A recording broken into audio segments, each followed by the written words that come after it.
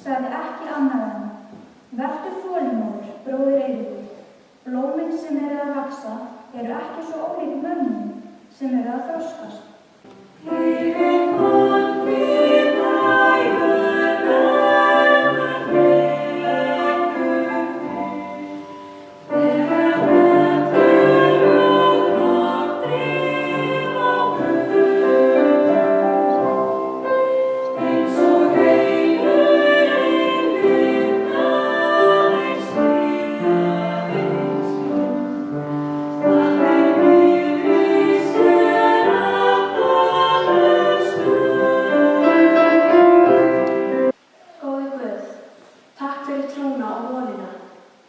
Viltu blessa fjölskyldur okkar og þá sem okkur þykir vænt um.